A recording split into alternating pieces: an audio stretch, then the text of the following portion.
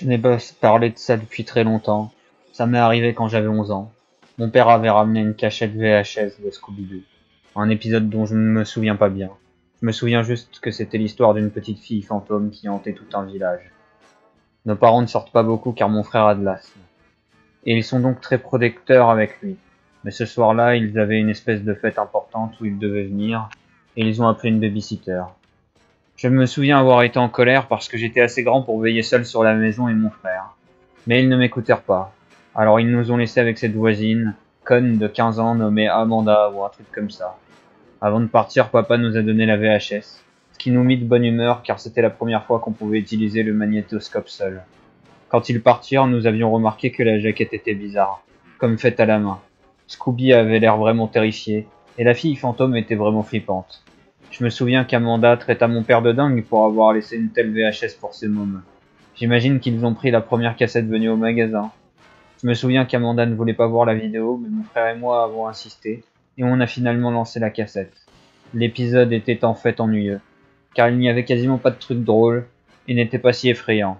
Mais je me souviens avoir été surpris que le fantôme de la jaquette n'avait rien à voir avec celle de l'épisode. Je ne me rappelle plus du résumé de l'histoire. J'imagine que c'était comme d'habitude, et Amanda n'arrêtait pas de soupirer conneries toutes les 5 minutes. Puis vers la fin, lorsque l'équipe était sur le point de démasquer le fantôme, quelque chose de bizarre arriva. Scooby et ses amis s'arrêtèrent de parler, et regardèrent vers la caméra fixement avec un air sérieux et un peu triste. Même la musique s'arrêta. Silence total. La seule à regarder ailleurs, vers le bas, était la fille fantôme. Soudainement, elle leva la tête et regarda la caméra avec ses yeux blancs terribles, et les crédits de fin apparurent. On resta là, les yeux grands ouverts devant la télé, sans savoir quoi penser. On était choqués. Et soudainement, mon frère se brisa le silence. Merde! J'arrive pas à croire que Sammy soit mort, c'est nul! Amanda et moi le regardions étrangement, et lui demandèrent de quoi il parlait. Il insista en disant que c'était stupide de tuer un personnage principal, et qu'il espérait qu'il reviendrait dans l'épisode suivant. Amanda devint nerveuse et dit que Sammy n'a pas été tué, mais que la fille fantôme avait disparu d'un coup, et que toute l'équipe a eu sacrément peur. Tout ça n'avait pas de sens. Je ne comprenais pas. Quand je racontais ma version des faits, Amanda a eu peur, disant au moins 10 fois que c'était pas drôle, puis partie de chez nous en claquant la porte. Et, je le devine, flippait jusqu'aux os comme nous. Après en avoir causé au moins une demi-heure, nous décidâmes de re-regarder l'épisode.